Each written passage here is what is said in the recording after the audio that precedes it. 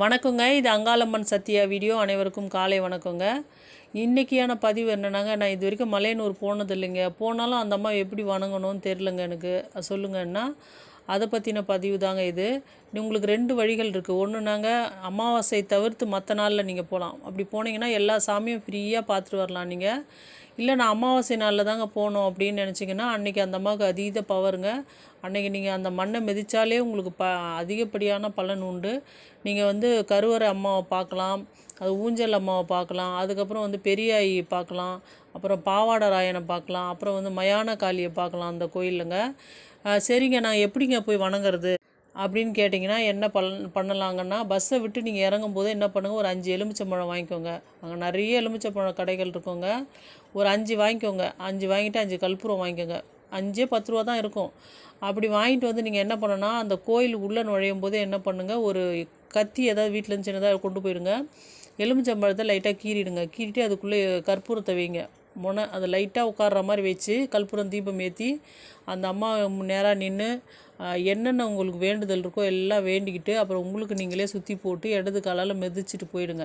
கோயிலுக்குள்ளே போங்க. இல்லை திருநங்கைகள்கிட்ட கொடுத்தா கூட அவங்க அழகாக சுற்றி போடுவாங்கங்க.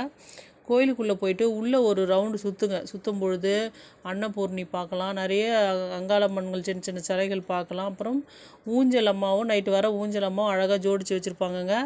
அவங்களையும் நீங்கள் பார்த்துட்டு வெளியே வரலாம். வெளியே வந்துட்டு கொஞ்சம் ரெஸ்ட் எடுத்துக்கோங்க. எங்கன்னா உட்காந்து மண்டபம் அது மாதிரி ரெஸ்ட் எடுத்துங்க. இல்லை கடைகளில் போய் கூட எதாவது சாப்பிட்ணுன்னா சாப்பிடுங்க.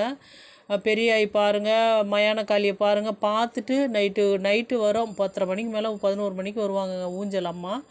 அப்படி ஒரு லட்சக்கணக்கான கூட்டம் இருக்குங்க அங்கே. அப்போ என்ன பண்ணுங்கள், அப்போயும் ஒரு 4 எலுமிச்சம்பழம் வச்சுக்கோங்க, கற்பூரத்தெல்லாம் வச்சுக்கோங்க.